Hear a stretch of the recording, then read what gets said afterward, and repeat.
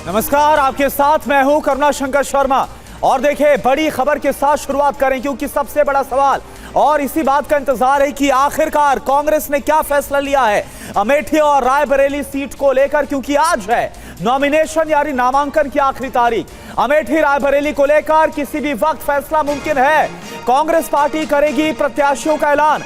राहुल गांधी अमेठी से लड़ सकते हैं चुनाव, ये सोर्सेस के हवाले से खबर। अमेठी रायबरेली को लेकर देर रात तक दिल्ली में बैठक हुई है। आज नामांकन दाखिल करने का आखिरी दिन है। थोड़ी देर में अमेठी पहुंच जाएंगी सोनिया गांधी। इसके अलावा राहुल गांधी और प्रियंका गांधी भी अमेठी पहुंचने वाले हैं। तो आखिर किसको चुना गया है अमेठी और रायबरेली के लिए? कौन आखिर इन दोनों सीटों से चुनाव लड़ेगा, जो कि लगातार गांधी परिवार का गढ़ रही है? सोर्सेज ये भी बता रहे हैं कि राहुल गांधी अमेठी से चुनाव लड़ सकते हैं। राहुल गांधी अमेठी से लड़ सकते हैं चुनाव। हालांकि इससे पहले लगातार ये खबरें भी आ रही थी कि राहुल गांधी अमेठी से चुनाव लड़ने पर राजी नहीं हुए हैं, तैयार नहीं हुए हैं। और ये बड़ी खबर क्योंकि आज नामांकन यानी नॉमिनेशन का आखिरी दिन है और बस कुछ ही देर के बाद। और देखिए, ये भी खबर है कि नामांकन को लेकर बड़े पैमाने पर बड़ी जोरदार तरीके से तैयारियां की गई हैं अमेठी रायबरेली।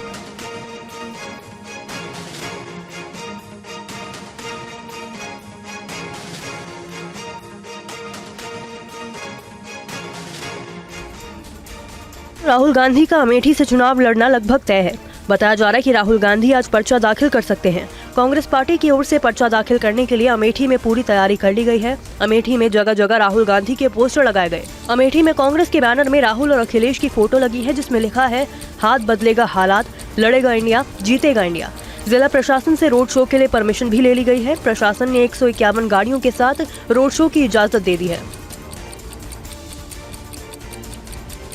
उधर मध्य प्रदेश के मुरैना में चुनावी रैली को संबोधित करते हुए प्रियंका गांधी काफी भावुक हो गई।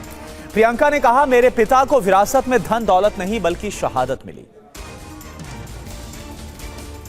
19 साल की उम्र में जब मैं अपने शहीद पिताजी के टुकड़े घर लाई तो मैं नाराज थी इस देश से।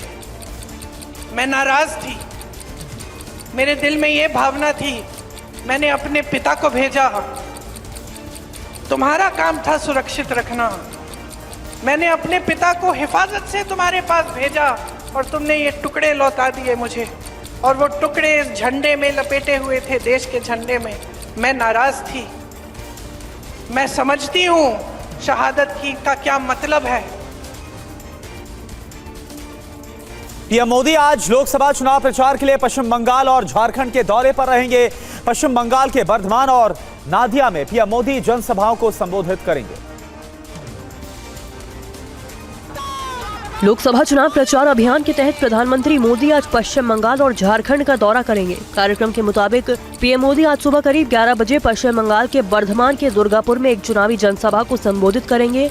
पीएम दोपहर करीब 1:15 बजे नादिया के कृष्णानगर में जनसभा को संबोधित करेंगे। दोपहर करीब 2:30 बजे बीरभूम के बोलपुर में चुनावी रैली में शामिल होंगे। इसके बाद पीएम झारखंड पहुंचेंगे, जहां शाम करीब 5 बजे सिंहभूम में जनसभा को संबोधित करेंगे। गृह मंत्री अमित शाह चुनाव प्रचार के लिए 3 राज्यों का दौरा करेंगे। उनका कई जनसभाओं को संबोधित करने का कार्यक्रम है। केंद्रीय गृह मंत्री अमित शाह प्रचार अभियान के तहत कर्नाटक, महाराष्ट्र और गोवा का दौरा करेंगे। कार्यक्रम के मुताबिक गृह मंत्री अमित शाह कर्नाटक में चिक्कोडी संसदीय सीट के लिए दोपहर करीब 12 बजे जनसभा को संबोधित करेंगे।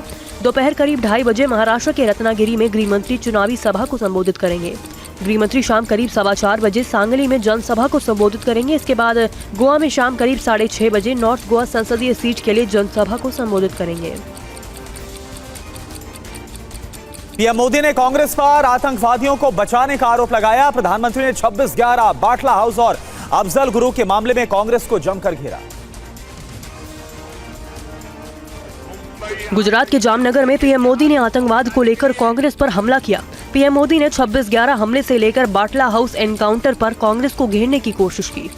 जब देश में जिहाद के नाम पर आतंकी हमले होते थे, तब उन आतंकियों की वकालत में सबसे पहले कांग्रेस के लोग आते।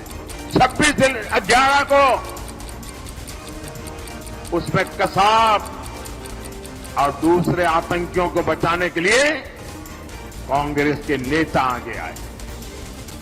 केंद्रीय मंत्री धर्मेंद्र प्रधान ने टीवी9 से खास बातचीत में ओडिशा की सभी लोकसभा सीटों पर बीजेपी की जीत का दावा किया। उन्होंने कहा कि ओडिया अस्मिता के मुद्दे पर राज्य में भी बदलाव होगा। देश भर में एकमत हो चुका है देश कि प्रधानमंत्री नरेंद्र मोदी जी को तीसरी बार प्रधानमंत्री करके देखना चाहिए। इसीलिए ये नारा एक जन आंदोलन में परिवर्तन हो गया कि की बार 400 पार। हम तो उड़ीसा में भी 21 का 21 सीट देंगे। उड़ीसा की जनता की फैसला है, ऐसा हमें लगता है। उड़ीसा में भी सत्ता परिवर्तन होगा। ये दो प्रमुख मुद्दे के ऊपर होगा, उड़िया अस्मिता, उड़िया स्वाभिमान और उड़ीसा को विकसित भारत में एक नंबर राज्य करने के लिए प्रधानमंत्री जी निवेदन। बरेली जेल से छूटने के बाद बाहुबली नेता और पूर्व सांसद धनंजय सिंह ने टीवी9 भारतवर्ष से खास बातचीत की। सुनिए, उन्हें बाहुबली नेता क्यों कहा जाता है, इस पर धनंजय सिंह ने क्या कहा। बाहुबली क्या होता है?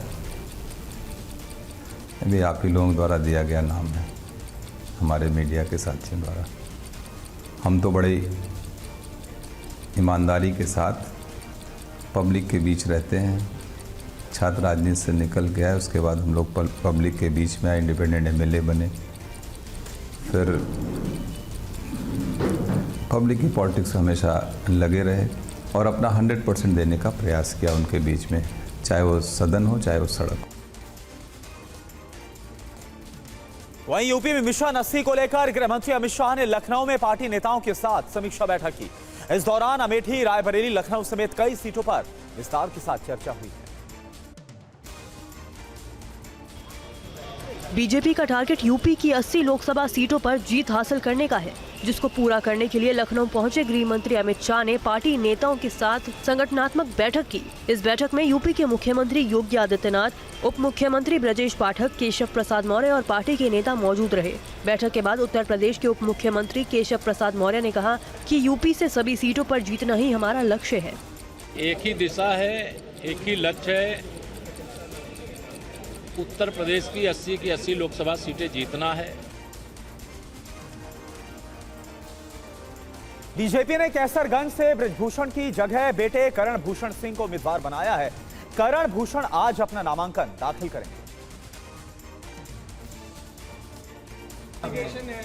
कैसरगंज सीट से मौजूदा सांसद बृजभूषण शरण सिंह का टिकट बीजेपी ने काट दिया है, लेकिन पार्टी ने उनके बेटे करण भूषण सिंह को उम्मीदवार बना दिया। अपनी उम्मीदवारी पर बीजेपी नेता करण भूषण सिंह ने पार्टी को धन्यवाद दिया। मैं भारतीय जनता पार्टी को बहुत बहुत धन्यवाद करना चाहता हूं और कैसरगंज की सभी जनता को, सभी पिता को जय श्री राम। वहीं बेटे को टिकट देने पर बृजभूषण शरण सिंह ने पार्टी को धन्यवाद देते हुए कहा कि पूरे क्षेत्र में खुशी का माहौल है। पूरे क्षेत्र में खुशी का माहौल है और पार्टी को धन्यवाद है। मध्य प्रदेश कांग्रेस के पीसीसी प्रमुख जीतू पटवारी ने बीजेपी नेता इमरती देवी को लेकर विवादित बयान दिया। कांग्रेस नेता जीतू पटवारी से पत्रकारों ने बीजेपी नेता इमरती देवी के बारे में सवाल किया कि क्या इमरती देवी कांग्रेस प्रत्याशियों की मदद कर रही हैं, तो उन्होंने जो जवाब दिया वो हम पूरी तरह से आपको सुना भी नहीं सकते। अब इमरती जी का खत्म हो गया, जो अंदर होती है, अब उनके लिए मैं कुछ बात नहीं करूँगा। जीतू पटवारी के इस बयान को लेकर गुना सीट से बीजेपी उम्मीदवार ज्योतिरादित्य सिंधिया ने कहा कि ये केवल जीतू पटवारी की बोल नहीं बल्कि पूरी कांग्रेस पार्टी की मानसिकता है। दलितों व खासकर महिलाओं का अपमान इस पार्टी की रीत बन गई है। टीवी9 के 5 संपादकों के साथ बातचीत में प्रधानमंत्री मोदी ने गारंटी के सवाल पर अपनी राय को रखा। उन्होंने कहा कि मेरा जीवन, मेरी गारंटी सब एक सूत्र में है। गारंटी वो ऐसे ही नहीं निकलती है। एक लंबी तपस्या के बाद आपके शब्द गारंटी बन जाते हैं, आपके शब्द की कीमत बढ़ जाती है। इसका मतलब अब मुझे इस पर बहुत जिम्मेवारी से जीना पड़ेगा और मैं तब से लेकर के बहुत जिम्मेवार हो गया हूं कि मेरा हर शब्द एक जिम्मेवारी है, मेरा हर शब्द मेरी एक गारंटी है। उस रूप में मैं करता हूं। कि मोदी ने खुद को गाली देने वाले विपक्षी नेताओं को भी करारा जवाब दिया। उन्होंने कहा कि भगवान शिव ने विष पीना सिखाया है, अमृत की हिफाजत करना है तो विष पीना ही होगा। सारी डिक्शनरी उन्होंने एक प्रकार से मुझे गालियां देने के लिए इस्तेमाल कर ली है, और हो सकता है कि Guinness book of world record बन जाएगा कि एक व्यक्ति को सार्वजनिक जीवन में इतनी भद्दी, इतनी ज्यादा, इतनी बार गालियां खानी पड़ रही है। देखिए, मैं तो परमात्मा में श्रद्धा रखने वाला भी व्यक्ति हूँ। मैं शिव का भी उपासक हूँ, शक्ति का भी उपासक हूँ, और शिव ने तो विष पीना सिखाया है। संदेश खाली के मुद्दे पर टीवी9 के सवाल पर पीएम मोदी ने काफी वो भावुक भी हो गए। प्रधानमंत्री मोदी ने संदेश खाली महिलाओं के साथ हुए अत्याचार पर पश्चिम बंगाल के मुख्यमंत्री ममता बनर्जी को लेकर क्या कहा, ये आप देखिए।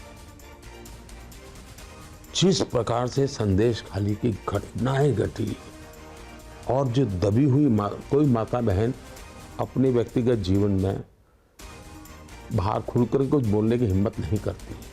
संदेश खाली में जिस प्रकार से मैं उन माताओं को मिलाता था, आंख में से आंसू निकल आते थे, सुनता था तो दर्द होता था। और पॉलिटिकली शेल्टर मिले और उस प्रकार से व्यवस्था हो कि बंगाल में नारी शक्ति, ये नारी के द्वारा उत्पीड़न जो चल रहा है उसका जवाब भी नारी शक्ति देगी। और देखिए, अमेठी से बहुत बड़ी खबर आ रही है। अमेठी से चुनाव लड़ सकती हैं प्रियंका गांधी। राहुल रायबरेली से लड़ सकते हैं चुनाव। 10:20 पर अमेठी पहुंचेंगे राहुल और प्रियंका। आज दोनों सीटों पर नामांकन का आखिरी दिन है और ये बहुत बड़ी खबर, क्योंकि लगभग अब तस्वीर ऐसा लगता है कि साफ होती नजर आ रही है।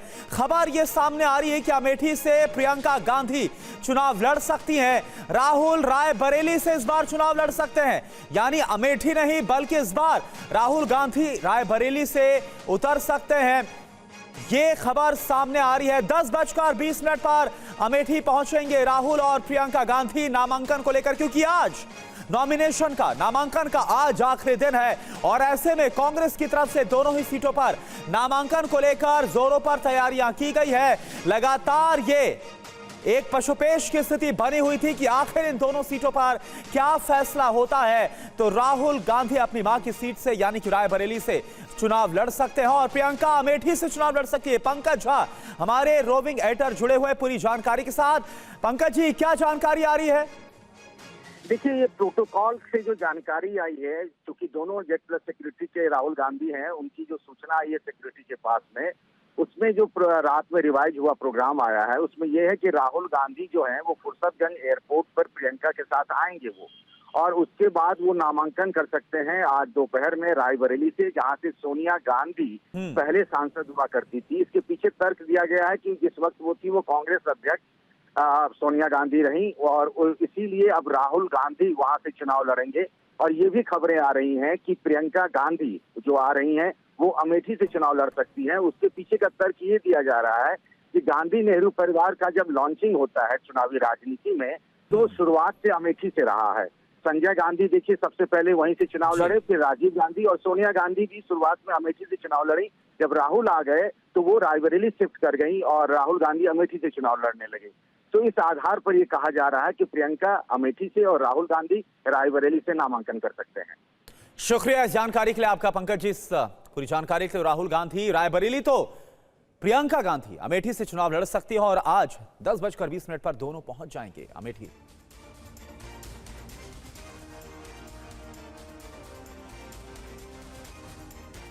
और चलिए आगे बढ़ते हैं। आम आदमी पार्टी ने सीएम अरविंद केजरीवाल की गिरफ्तारी के खिलाफ जेल का जवाब वोट से हस्ताक्षर अभियान शुरू किया। पूर्वी दिल्ली लोकसभा सीट से इंडिया गठबंधन के प्रत्याशी कुलदीप कुमार और जंगपुरा से आम आदमी पार्टी विधायक प्रवीण कुमार ने कैंपेन की शुरुआत की। कैंपेन में लोगों ने संदेश लिखकर अपनी भावनाएं जाहिर की। इस दौरान कुलदीप कुमार ने कहा कि बीजेपी के खिलाफ लोगों में आक्रोश है। आज लोग देख रहे हैं कि कैसे उनके लोकप्रिय मुख्यमंत्री को एक झूठा फर्जी षड्यंत्र बनाकर जेल में डालने का काम किया। केवल लोकसभा चुनाव के कैंपेन से रोकने के लिए षड्यंत्र भारतीय जनता पार्टी ने रचने का काम किया। ये डर दिखाता है भारतीय जनता पार्टी का और मोदी जी का कि वो केजरीवाल से कितना डरते हैं। आम आदमी पार्टी ने सीएम अरविंद केजरीवाल की गिरफ्तारी के खिलाफ जेल का जवाब वोट से हस्ताक्षर अभियान शुरू किया है। और इस बीच आगे बढ़ते हैं, यह खबर जिस तरह से हमने आपको दिखाई, लोकसभा चुनाव को लेकर पंजाब के मुख्यमंत्री भगवंत मान ने कमान संभाली हुई। मुख्यमंत्री ने आज पंजाब के सहनेवाल में रोड शो निकाला। रोड शो के बाद पंजाब के मुख्यमंत्री भगवंत मान ने फिर से दावा किया कि पंजाब में 13-0 हो गया है और बस ऐलान होना बाकी है। सीएम ने कहा कि हम अपने 2 सालों के काम को लेकर वोट मांगने आए हैं। पंजाब 13-0, मैं गुरदासपुर जाके आया, मैं हुशियारपुर जाके आया, मैं पट्टी गया, मैं बागे पुराने गया, मैं फिरोजपुर गया, मैं संगरूर बरनाले गया, मैं ਵੀਰੋ जिथे भी जाना लोग यही कहते हैं कि इस बार असी होर किसी पासे देखने ही नहीं। खबर नोएडा से है। नोएडा के सेक्टर 70 की एक सोसाइटी में 6 साल के बच्चे को कुत्ते ने काट लिया और इसके बाद सोसाइटी के निवासियों ने थाने पहुंचकर एफआईआर दर्ज करने की मांग की। पालतू हो या स्ट्रीट डॉग, इनके हमले थमने का नाम नहीं ले रहे। नोएडा में एक मासूम पर स्ट्रीट डॉग के हमले का मामला सामने आया। नोएडा की एक सोसाइटी में रहने वाले 6 साल के बच्चे को स्ट्रीट डॉग ने काट लिया, जिसके बाद सोसाइटी निवासियों ने नोएडा के फेज 3 थाने जाकर हंगामा किया और पुलिस से एफआईआर दर्ज करने की मांग की। वहीं थाने में डॉग हेटर और डॉग लवर दोनों पक्ष आमने सामने आ गए, जिसके बाद पुलिस ने दोनों पक्षों को समझाने के बाद मामला शांत कराया।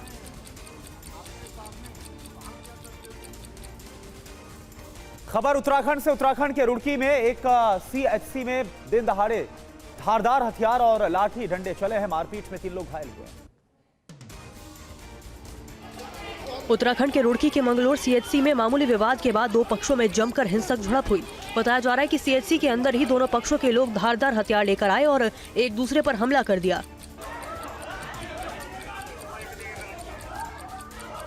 पुलिस के बल प्रयोग करने के बाद मामला शांत हो पाया। मारपीट में दोनों पक्षों के 3 लोग घायल हो गए, जिनका इलाज पास के अस्पताल में चल रहा है। पुलिस के सामने भी दोनों पक्षों में मारपीट हुई। दोनों पक्षों की तहरीर पर केस दर्ज कर मामले की जांच की जा रही है। खबर गाजियाबाद से। गाजियाबाद के मुरादनगर इलाके में एक बुजुर्ग नमाज पढ़ते पढ़ते अचानक से पीछे की ओर गिर गया और हार्ट अटैक की वजह से उनकी मौत हो गई। अचानक ही खेलते हुए या जिम करते हुए कई लोगों को हार्ट अटैक आया और उनकी मौके पर ही मौत हो गई। ऐसा ही एक मामला गाजियाबाद के मुरादनगर में भी सामने आया, जहां मस्जिद में नमाज पढ़ते वक्त एक शख्स की अचानक तबीयत खराब हुई और वो शख्स जमीन पर गिर गया। उसके जमीन पर गिरते ही आसपास के लोग मौके पर दौड़े और शख्स को उठाया, लेकिन तब तक उस शख्स की मौत हो चुकी थी। ये पूरी घटना सीसीटीवी कैमरे में भी कैद हो गई। बाद में पता चला कि बुजुर्ग को हार्ट अटैक आया था। हालांकि अचानक ही मौत का ये मामला कोई पहला नहीं है, इससे पहले भी कई ऐसे वीडियो सामने आ चुके हैं। जम्मू कश्मीर में आतंकवादियों के नापाक मंसूबों को नाकाम करने के लिए सुरक्षा बलों ने पीएसआई ऑफिसर्स को तैयार किया है। आप देखिए। जम्मू कश्मीर में आतंक के खिलाफ आए दिन सुरक्षा बल अलग अलग ऑपरेशन चला रहे हैं ताकि आतंकियों की हर साजिश को नाकाम किया जा सके। डोडा के बदरवा के कोर बैटल स्कूल में ट्रेनिंग ले रहे ये जम्मू कश्मीर के पीएसआई ऑफिसर्स हैं, जिन्हें भारतीय सेना ट्रेनिंग दे रही है। इन ऑफिसर्स को आईईडी के बारे में बताया जा रहा है। आईईडी के अलग अलग मॉडल्स के बारे में जानकारी दी जा रही है और इन्हें डिफ्यूज करना बताया जा रहा है। सेना की तरफ से ये विशेष ट्रेनिंग इन अफसरों को दी जा रही है, जिससे आने वाले वक्त में ये अफसर आतंक का जम्मू कश्मीर में काल बनेंगे।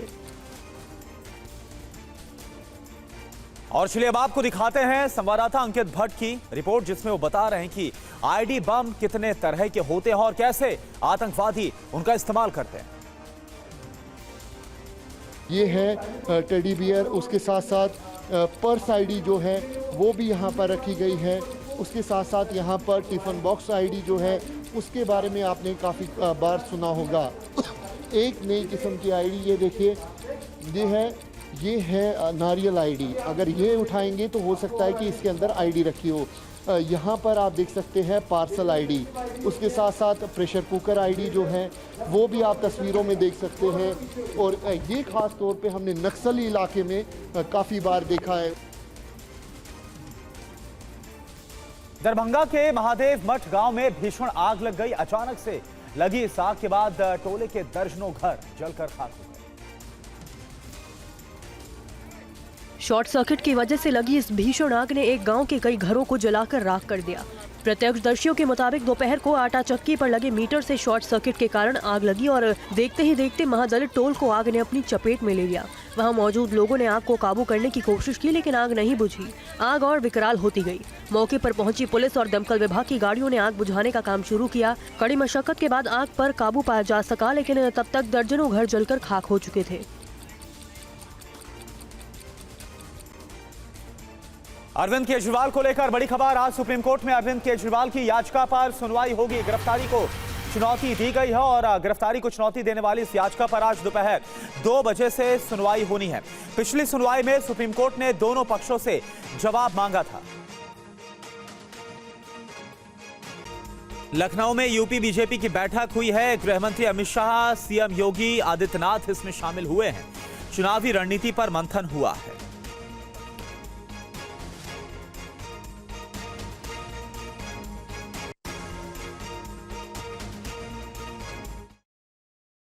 सीपीआई नेता अतुल अंजान का निधन हो गया है। ये बड़ी खबर है और ये दुखद खबर। लंबी बीमारी के बाद अतुल अंजान का निधन हो गया है। लखनऊ के मेयो अस्पताल में एडमिट थे, जहां पर उनका इलाज चल रहा था। और ये बड़ी खबर और सियासी गलियारे में एक बड़ा नाम रहा है अतुल अंजान का, जिनका निधन हो गया है। काफी लंबी बीमारी के बाद अतुल अंजान का निधन हुआ है।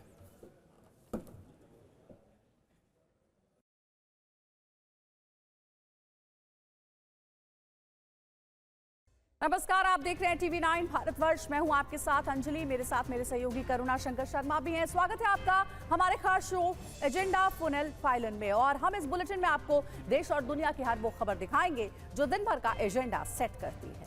बिल्कुल, आज की नेशनल और इंटरनेशनल एजेंडा सेट करने वाली खबरें क्या है, यह आप देखिए। धर्म युद्ध में इजराइल का नया दुश्मन नेतन्याहू और रईसी को लेकर क्या जानकारी है, यह आपके सामने रखेंगे। नेटो रूस युद्ध, जी हां, प्लान क्या है सामने, ये भी आपके सामने होगा। अमेठी रायबरेली बड़ा खेल क्या है यहां का, ये जानकारी भी आपके सामने। यूपी में बीजेपी का नया प्लान क्या होने वाला है, ये जानकारी और ये खबर भी आपको दिखाएंगे। पाकिस्तान में आतंक भस्मासुर, कश्मीर में कोर बैटल रूम, ये तमाम बड़ी खबरें हैं, ये तमाम बड़ी खबरें हैं जिस पर हमारी नजर बनी हुई।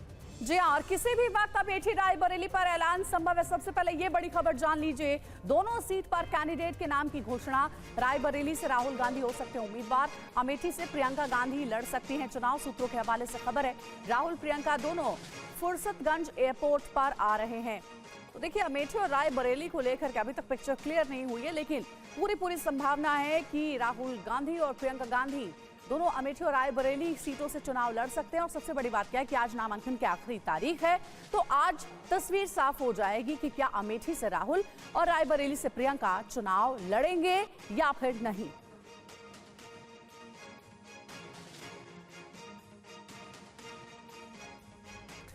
तो अमेठी और रायबरेली दोनों ही जगह कांग्रेस का आज रोड शो होगा। अमेठी में कार्यकर्ताओं को बड़ी तैयारी करने के लिए कहा गया है। मसलन पूरे अमेठी को पोस्टर से पाट दिया गया है। कार्यकर्ताओं में जोश साफ तौर पर नजर आ रहा है। सोर्सेस के मुताबिक काफी हद तक यह तय हो गया है कि रायबरेली से राहुल गांधी तो अमेठी से प्रियंका गांधी चुनाव लड़ेंगी। तो वहीं प्रियंका, राहुल और सोनिया तीनों आज रायबरेली जाएंगे। सोर्सेस से यह भी खबर है कि कल देर रात तक कांग्रेस ने उम्मीदवारों के नाम पर मंथन किया और इसमें मल्लिकार्जुन खड़गे वर्चुअली जुड़े हुए थे। और इस वक्त हमारे रोविंग एडिटर पंकज झा जुड़े हुए हैं। पंकज जी, हालांकि कई नाम चल रहे थे, इसमें केएल शर्मा यानी किशोरी लाल शर्मा का भी नाम था, लेकिन अब पुख्ता तौर पर क्या इंफॉर्मेशन आ रही है रायबरेली और अमेठी को लेकर? देखिए, पुख्ता तौर पर तो एक बात तय जैसा लग रहा है, और वो इसीलिए हम कह रहे हैं क्योंकि सरकारी रिकॉर्ड्स में जो प्रोटोकॉल दिया गया है, जो आया है यूपी सरकार के पास, खास तौर से राहुल गांधी को लेकर, उसमें लिखा हुआ वक्त जो है कि वो 12:15 बजे के करीब में रायबरेली से कांग्रेस उम्मीदवार के तौर पर नामांकन कर सकते हैं। फुर्सतगंज एयरपोर्ट आएंगे वो और प्रियंका गांधी के सवेरे के कुछ कार्यक्रम थे जो रद्द कर दिए गए हैं। फतेहपुर सीकरी जो आगरा के पास एक लोकसभा सीट है, वहाँ रोड शो करेंगे। अब बात रही कि अमेठी से कौन चुनाव लड़ेगा बीजेपी की स्मृति ईरानी के खिलाफ। वहाँ दो तरह के सूत्र जो हैं, दो तरह की जानकारी दे रहे हैं। कांग्रेस के एक सोर्सेज के हवाले से ये जानकारी आ रही है कि वहाँ से प्रियंका गांधी चुनाव लड़ सकती हैं, और दूसरे सोर्सेज के हवाले से ये आ रही है बात कि जो सोनिया गांधी के सांसद प्रतिनिधि रहे और कांग्रेस के राष्ट्रीय सचिव जो हैं किशोरी लाल शर्मा, वो अमेठी से संभवतः चुनाव लड़ सकते हैं। तो अमेठी को लेकर अब भी सस्पेंस बना हुआ है। रायबरेली से ऐसा लग रहा है कि राहुल गांधी चुनाव लड़ सकते हैं, और ये सरकारी फाइलों में जो प्रोटोकॉल है उसमें भी ये बताया गया है। पंकज जी, क्या कारण लगता है आपको, इतना सस्पेंस बना हुआ है? कई राउंड की मीटिंग हो चुकी है लेकिन अभी तक तस्वीर साफ नहीं हुई है प्रियंका और राहुल के अमेठी और रायबरेली से चुनाव लड़ने को लेकर। आज अगर तस्वीर साफ होती है, जैसा कि आपने बताया कि नाम कुछ और भी हो सकते क्योंकि पाइपलाइन में कई और नाम भी सामने आ रहे हैं, क्या होगा आज? देखिए, आज चूंकि नामांकन की आखिरी तारीख है 3 मई है, और आज हर हाल में नामांकन करना है, और राहुल गांधी को लेकर के क्लियर हो गया है। उनके जो वकील हैं गांधी नेहरू परिवार के केसी कौशिक, वो वहीं 2 दिन से बने हुए हैं, तो नामांकन फॉर्म जो है वो तैयार कर लिया गया है। अब ये बात रही कि आखिर इतना सस्पेंस क्यों रहा, तो उसमें राहुल गांधी, प्रियंका गांधी, सोनिया गांधी और पार्टी के राष्ट्रीय अध्यक्ष मल्लिकार्जुन खड़गे कौन कहां से लड़ेगा, क्यों नहीं लड़ेगा, उस बात को लेकर के बहुत विवाद था। प्रियंका इच्छुक नहीं थी, राहुल गांधी वायनाड सीट के अलावा कहीं और जाने को तैयार नहीं थे कि अगर 2 जगह से वो जीत जाते हैं तो वायनाड सीट वो किसी हालत में छोड़ने को तैयार नहीं थे। इन सब वजहों से आज जब आखिरी तारीख है नामांकन की, तब भी चीजें अभी भी पूरी तरीके से तस्वीर साफ नहीं हो पाई है। यानी कि पंकज जी, ये कहा जा सकता है क्या कि रायबरेली को लेकर जो पशुपेश थी, जो आशंकाएं थी, जो सवाल थे, वो तो खत्म हो गए, जवाब मिल गया है कि राहुल गांधी यहां से चुनाव लड़ेंगे, ये कहा जा सकता है। लेकिन अमेठी पर क्या, जिस तरह से किशोरी लाल शर्मा को लेकर भी एक सोर्स बता रहे हैं, प्रियंका गांधी को लेकर एक सोर्स बता रहे हैं, यानी यहां पर अभी भी ये कंफर्म होना बाकी है, ये कहा जा सकता है। जी हाँ, रायबरेली को लेकर तो ये तय हो चुका है लगभग कि राहुल गांधी वहां से कांग्रेस के उम्मीदवार होंगे, पहली बार वो रायबरेली से चुनाव लड़ेंगे। लेकिन अमेठी को लेकर अभी बहुत तरह की बातें कही जा रही हैं और तस्वीर अभी भी साफ नहीं हो पाई है। जी, शुक्रिया आपका पंकज जी इस पूरी जानकारी के लिए। और एक और बड़ी खबर इस बीच आई है, बीजेपी का राहुल गांधी पर हमला। अमेठी से लड़े राहुल गांधी, बीजेपी ने कहा है सिर्फ जीत सब कुछ नहीं होती। राहुल ने प्रियंका को बढ़ने से रोका। बीजेपी का कहना है कि अब प्रियंका को ना रोके राहुल गांधी।